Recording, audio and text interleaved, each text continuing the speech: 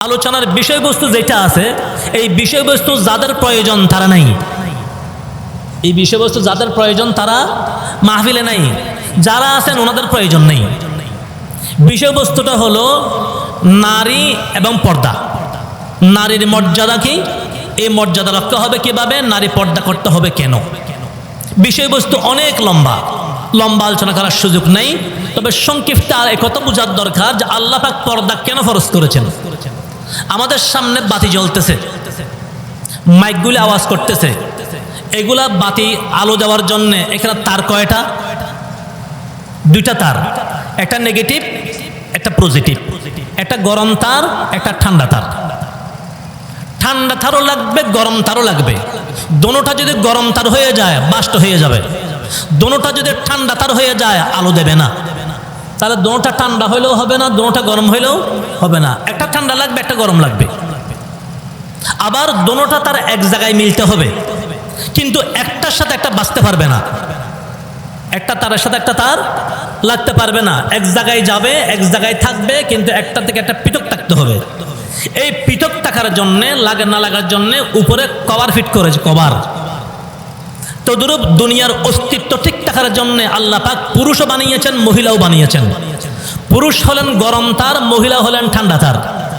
দুনিয়ার সবাই যদি পুরুষ হয়ে যায় তাও দুনিয়া চলবে না, দুনিয়ার সবাই যদি মহিলা হয়ে যায় তাও দুনিয়া চলবে না। পুরুষও লাগবে মহিলাও লাগবে, আবার সহ অবস্থান এক জায়গায় থাকবে। পুরুষ যেই ঘরে থাকবে মহিলাও সেই ঘরে থাকবে, তবে দোনোটার উপরে কভার লাগবে। কারণ কভার যদি না থাকে একটা তার একটার সাথে বেজে গেলে বাস্ট হয়ে যাবে। তদুরূপ উপরে কভার লাগবে, পুরুষ আর মহিলার কভার, সেটার নাম হলো পর্দা। যদি পর্দা ছুটে যায় সেখানে বাস্ট হবে। এরকম যেরকম আলো বা আলো দেয় না বাস্ট হয়ে যায়, তদুরূপ নারী আর পুরুষ যদি পর্দা ছাড়া একখানা হয় সেখানে দেখা যাবে ভাবিকে নিয়ে দেবর উদাও, শালিকে নিয়ে দুলাভাই উদাও, বাস্ট হয়ে গেছে। কেন? উপরে কি নাই, উপরে কি নাই, কভার নাই। এই কভারটার নামেই হলো পর্দা। কভারটার নাম কি? পর্দা। আল্লাহ পাক পর্দা কেন করতে বলেছেন? নারীকে কি অবরোধ করেছেন, গৃহবন্দী করেছেন? না, এই পর্দা হলো নারীর সম্মান। যেটা যত দামি হয় সেটাকে তত মানুষ গোপনে রাখে। কারো কাছে একটা স্বর্ণের টুকরা আছে, এখন স্বর্ণের দাম বেশি, মহিলারা সহজে স্বর্ণ ব্যবহার করে না। যা আছে তা একটা ব্যাগ ভরে স্টিল আলমারি খুলে তার মধ্যে ডেকশো খুলে আবার সোরা ডেকশোর ভিতরে ঢুকিয়ে রাখে। কেন?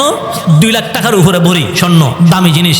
কিন্তু রাস্তা থেকে একটা পাথর নিয়ে ডুলি আলমারিতেও রাখে না, রাস্তার একটা পাথর ডুলি আলমারিতেও রাখে না, কিন্তু একটা স্বর্ণের টুকরা বা একটা স্বর্ণের চেইন অনেক গোপন করে রাখে। কেন? দামি জিনিস, মূল্যবান জিনিস। তদরূপ আল্লাহ পাক রব্বুল আলামিন মহিলা জাতিকে বানিয়েছেন সম্মানী, মহিলা জাতিকে বানিয়েছেন দামি, সেজন্য তাদেরকে আল্লাহ পাক রব্বুল আলামিন গোপন করে রেখেছেন। আর সেখান থেকে যা বাহির হবে সেটা রাস্তা রাস্তায় ঘুরবে। যেমন নাকি একটা আছে ফ্যাক্টরি, কি আছে? ফ্যাক্টরি, মিল, কারখানা, সেখান থেকে মাল বাহির হয়। কর্ণফুলী ফেফার মিল, সেখান থেকে ফেফার বাহির হয়। কর্ণফুলী ফেফার মিলের চতুর্পাশে বাউন্ডারি ওয়াল, আবার গেট, আবার গেটম্যান। কেন? এটা ফ্যাক্টরি, এটা কারখানা। এটার মধ্যে কেউ যদি আগুন ধরাইয়া দেয় তাহলে পুরো সব শেষ। তদ্রূপ মহিলা জাতি হলো মানব জাতির ফ্যাক্টরি। এই ফ্যাক্টরিকে 4 দেওয়ালের মধ্যে আল্লাহ পাক বন্দী করেছেন। কর্ণফুলী ফেফার মিল বন্দী করেছেন, গেট দিয়েছেন, গেটম্যান পুরুষকে দিয়েছেন। কেন? যদি এই নারী নামক ফ্যাক্টরির মধ্যে কেউ আগুন ধরাইয়া দেয় তাহলে মুসলমানদের মুসলমানিত্ব সব ধ্বংস হয়ে যাবে।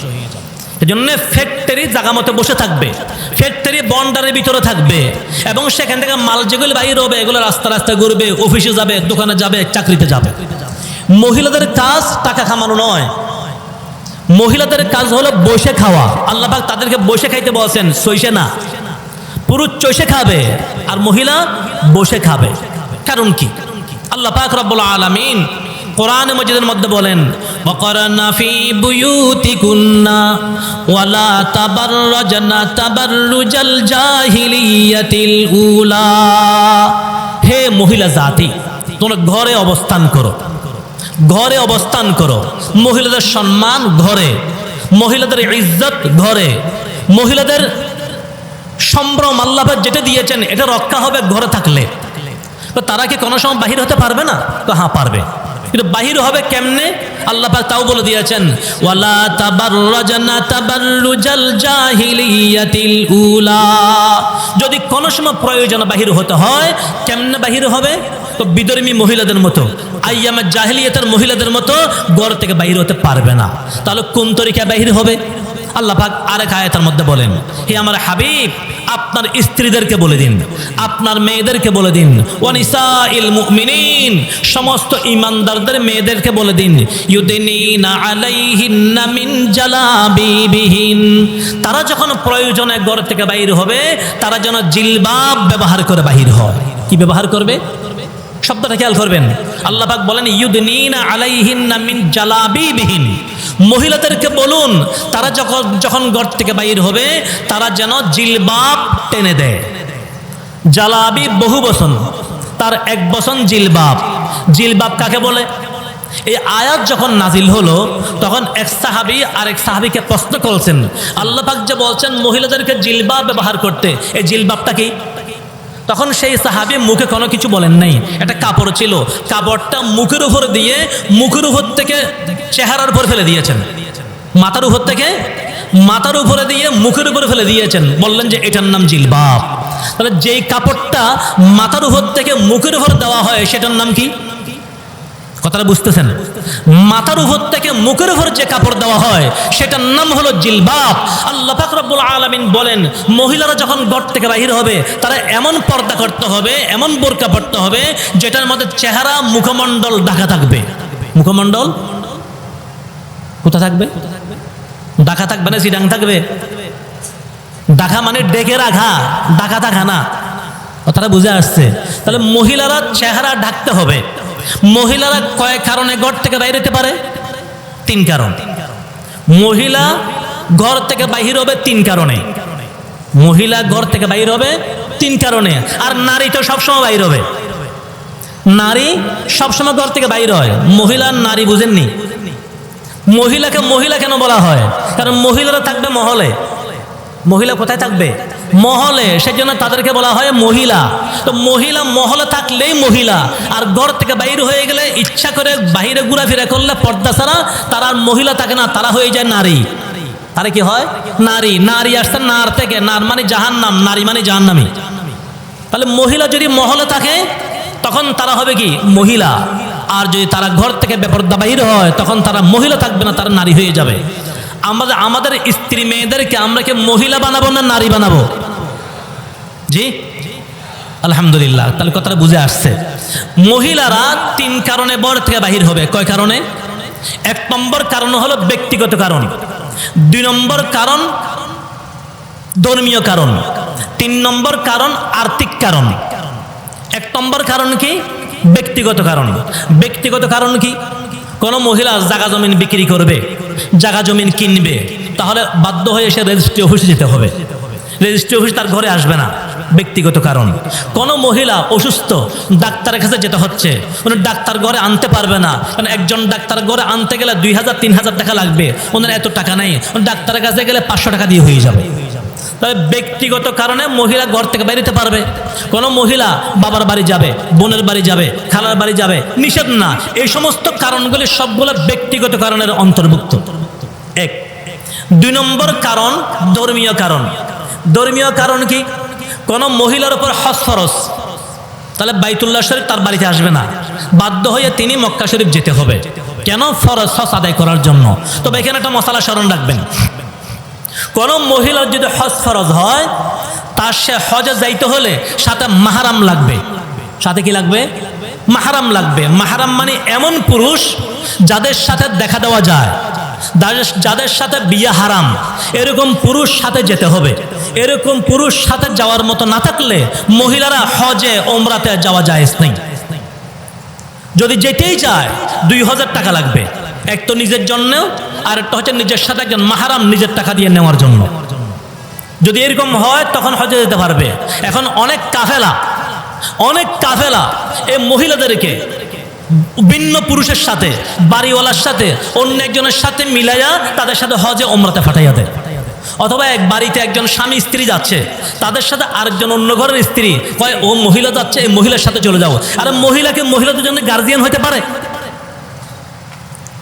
মাহরাম পুরুষ লাগবে, মহিলা হলে হবে না। খুব খেয়াল রাখবেন, যে মহিলা যাচ্ছে বাড়ির, তার তো স্বামী আছে, কিন্তু তাদের সাথে আরেকজন বাড়ির মেয়ে যে মিলিয়ে দিল, তার সাথে তো কোনো গার্জিয়ান কেউ নেই, এটা হারাম, জায়েজ নেই। যে সমস্ত কাফেলাওয়ালা এই কাজটা করে তারা কবিরা গুনাহে লিপ্ত। আর এইভাবে হজে যাওয়ার কোনো অনুমতি নেই, উমরায় যাওয়ার কোনো অনুমতি নেই। তো বলে সেই মহিলা কি করবে?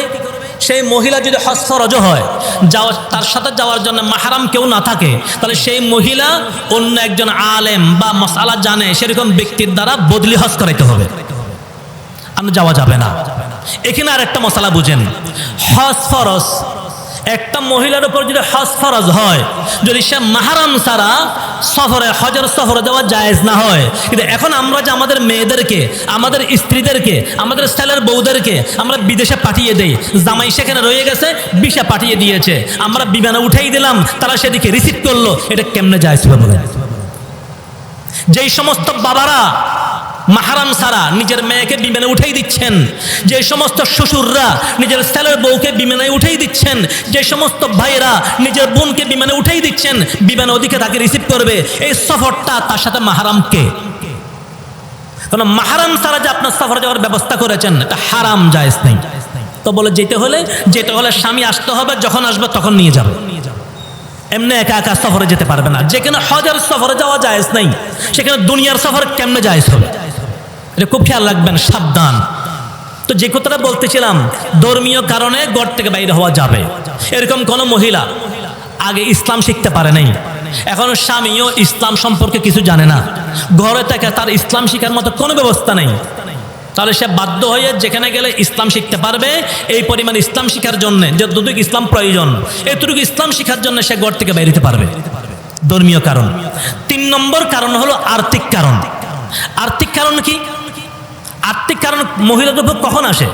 একজন মহিলার বিবাহের আগ পর্যন্ত তার সম্পূর্ণ দায়িত্ব বাবার উপর, যতদিন বিয়ে না হয় তার সম্পূর্ণ খরচা বাবার উপর ওয়াজিব। আর যেদিন বিবাহ হয়ে গিয়েছে সেদিন থেকে মৃত্যু পর্যন্ত তার সম্পূর্ণ দায়িত্ব তার স্বামীর উপর। এখন কোনো মহিলার যদি বাবাও নাই, স্বামীও নেই, তার ভাইটা যদি থাকে, তারা যদি খরচা না চালায়, ওই সমস্ত বিধবা মহিলাদের সম্পূর্ণ দায়িত্ব সরকারের উপর। তাদের খরচা বহন করতে হবে কে? সরকার, যদি ইসলামী হুকুমত থাকে। এখন যদি কোনো মহিলার স্বামীও নাই, বাবাও নাই, ইসলামী হুকুমতও নাই, সরকারও তাদের দায়িত্ব গ্রহণ করতেছে না, তারা সেই সমস্ত মহিলাকে না খায়া মরবে? তারা আর্থিক ব্যবস্থার জন্য ঘর থেকে বাহির হতে পারবে, এটা হলো আর্থিক কারণ। এছাড়া অন্য কোনো আর্থিক, এমনি দুনিয়ার চাকরির জন্যে, অনর্থক চাকরি করার জন্যে ঘর থেকে বাহির হওয়ার শরীয়ত অনুমতি দেয় নাই। খুব খেয়াল করবেন, বাহির হবে তখন বাহির হবে কিভাবে? ইউদিনিনা আলাইহিন্না মিন জালাবিবিহিন, তাদেরকে বলে দিন তারা যেন জিলবাব ব্যবহার করে। জিলবাব কি? এমন বোরকা, এমন পর্দা যেটা চেহারার উপর নেকাব থাকবে। আচ্ছা বলেন তো, যদি চেহারা, মুখমণ্ডল খোলা থাকে, চেহারা যদি খোলা থাকে, মেকআপ, ফেস ওয়াটার, লিপস্টিক যা লাগানো সব লাগাইছে, এখন তো শুধু মুখটা সাজানোর জন্য 32 আইটেম বাইরেছে, সুন্দর করে সেজে পেরে যদি মুখটা খুলে দিয়ে বাহির হয়, এদিকে বোরকা পরে লাভ কি? এটা তো হলো দেখছি পাতিলের মধ্যে মাছ রান্না করে উপরে ঢাকনা না দেওয়া, মাছ রান্না করে রেখে দিল বুনা বুনা করে ইলিশ মাছ, আর উপরে ঢাকনা দিল না, এটা বিড়ালকে দাওয়াত দেওয়া যে রান্না করা আছে খাইতে আয়। এটা সেরকম আজকে আমাদের মেয়েদেরকে সাজিয়ে পারি আমরা ঘর থেকে বাহির করে। আমাদের ঘরে পর্দা ঠিক মতো আছে কিনা, আসল পর্দা কাকে বলা হয়, শরীয়ত মতে পর্দা কি, এটাও একটু বোঝার বিষয় আছে। আমরা অনেকে মনে করি শুধু বোরকা পরলেই পর্দা হয়ে গেল, কিন্তু বোরকা পরে যদি প্রেমিকের হাত ধরে ঘুরাঘুরি করে, বুঝেন নাই? বোরকা পরলো ভাবি আর দেওয়ার রং তামসা করে বোরকা পরে হইরা, এটা কি পর্দা? না, পর্দা কাটতেই করবে যারা মহিলা 15 প্রকার পুরুষকে দেখা দিতে পারবে, যারা পুরুষ 15 প্রকার মহিলাকে দেখা দিতে পারবে। আমরা পুরুষরা কয় প্রকার মহিলাকে দেখা দেব? 15 প্রকার, খুব খেয়াল রাখবেন। এবং মহিলারা 15 প্রকার পুরুষকে দেখা দেবে। 5 প্রকার পুরুষ বাবার মতো, 5 প্রকার পুরুষ ভাইয়ের মতো, 5 প্রকার পুরুষ ছেলের মতো। বাবার মতো 5 প্রকার, কে কে? বাবা, চাচা, মামা, দুধ বাবা, শ্বশুর। বাবা, চাচা, মামা, দুধ বাবা, শ্বশুর। আর 5 প্রকার পুরুষ ভাইয়ের মতো, আপন ভাই, দুধ ভাই, দাদা, নানা, নাতিপতি। আর 5 প্রকার পুরুষ নিজের ছেলের মতো, নিজের আপন ছেলে, ভাইয়ের ছেলে, বোনের ছেলে, দুধ ছেলে, নিজের মেয়ের জামাই। এই 15 প্রকার পুরুষকে মহিলারা দেখা দিতে পারবে, কারণ এই 15 প্রকার পুরুষ মাহারাম, এদেরকে সাথে বিয়ে বসা হারাম। তো যাদের সাথে বিয়ে জায়েজ নাই তাদেরকে দেখা দেওয়া জায়েজ, যাদের সাথে বিয়ে জায়েজ আছে তাদের সাথে দেখা দেওয়া জায়েজ নাই। আমরা পুরুষরা 15 প্রকার মহিলাকে দেখা দেব। কয় প্রকার মহিলাকে? 15 প্রকার মহিলা। 5 প্রকার মহিলা মায়ের মতো, 5 প্রকার মহিলা বোনের মতো, 5 প্রকার মহিলা মেয়ের মতো। মায়ের মতো 5 প্রকার: মা, খালা, ফুফু, দুধমা, শাশুড়ি। আর 5 প্রকার মহিলা বোনের মতো: আপন বোন, দুধ বোন, দাদি, নানি, নাতিন পুতিন। আর 5 প্রকার মহিলা মেয়ে, নিজের মেয়ের মতো, নিজের মেয়ে, ভাইয়ের মেয়ে, বোনের মেয়ে, দুধ মেয়ে, ছেলের বউ। এই 15 প্রকার পুরুষ আর মহিলা, এদেরকে বলা হয় মাহারাম, যাদের সাথে বিয়ে জায়েজ নেই। এই কথা স্মরণ রাখবেন, যাদের সাথে বিয়ে হারাম তাদের সাথে দেখা দেওয়া জায়েজ, আর যাদের সাথে দেখা দেওয়া জায়েজ তাদের সাথে বিয়ে হারাম। তো যাদের সাথে দেখা দেওয়া যাবে না তাদেরকে বিয়ে করা যাবে কি? বুঝেন নাই? এই কথাটা স্মরণ রাখেন। আচ্ছা, এবার বলেন তো, চাচাতো বোনকে বিয়ে করা জায়েজ আছে কিনা? আছে। তাহলে চাচাতো বোন কি এগানা না বেগানা? তাদের সাথে বিয়ে জায়েজ। আর যাদের সাথে বিয়ে জায়েজ তাদেরকে বলা হয় গায়রে মাহারাম, অর্থাৎ বেগানা। আর যাদের সাথে বিয়ে জায়েজ নাই তাদেরকে বলা হয় এগানা। তাহলে এগানার বেগানা বুঝলে হবে। চাচাতো বোন, মামাতো বোন, ফুফাতো বোন, খালাতো বোন, জ্যাঠাতো বোন, তালতো বোন, অনেক বোন আছে। এই সমস্ত বোনদেরকে বিয়ে করা জায়েজ আছে না নাই? আছে। তাহলে এরা কি এগানা না বেগানা? বেগানা। দেখা দেওয়া জায়েজ হবে। নিজের স্ত্রী মারা গেলে, স্ত্রীর বোন শালি, স্ত্রী মারা গেলে শালিকে বিয়ে করা যায় না? যায়। তো শালিকে যেহেতু বিয়ে করা যায়, শালিকে এগানা না বেগানা? বেগানা। দেখা দেওয়া কি জায়েজ হবে? নিজের ভাই যদি মারা যায়, ভাইয়ের স্ত্রী ভাবি, ভাই মারা গেলে ভাবিকে, ভাইয়ের বউকে বিয়ে করা যায় না? যায়। তো ভাবিকে যেহেতু বিয়ে করা যায়, ভাবি কি এগানা না বেগানা? বেগানা। দেখা দেওয়াকে জায়েজ হবে। নিজের মামা যদি মারা যায়, মামিকে বিয়ে করা যায় না? যায়। তো মামিকে যেহেতু বিয়ে করা যায়, মামিকে এগানা না বেগানা? বেগানা। নিজের চাচা যদি মারা যায়, চাচিকে বিয়ে করা যায় না? যায়। তাহলে চাচিকে এগানা না বেগানা? এবার আমরা হিসাব লাগাই দেখি আমাদের ঘরের মধ্যে শরীয়ী পর্দা আছে কিনা, আমরা পর্দা করি কিনা। একজনে বলো যে আমার ঘরে পর্দা আছে। কোথায় আছে? দরজায়ও আছে, জানালায়ও আছে। দরজায় জানালা পর্দা আছে, ভিতরে বাবি আর দেবার বসে বসে গল্প করতেছে। কেমন পর্দা? কথাটা বুঝে আসছে? আর একটা ঘটনা বললে আর ভালো করে বুঝবেন পর্দার হাকিকতটা কি। আমি কথা দীর্ঘায়িত করতেছি না, যেহেতু বড় মজমা অনেক উলামা ইকরাম তশরিফ এনেছেন। আমার সময় শেষ। আল্লাহ পাক রব্বুল আলামিন আমাদেরকে বুঝার, মানার, আমল করার তৌফিক দান করুন।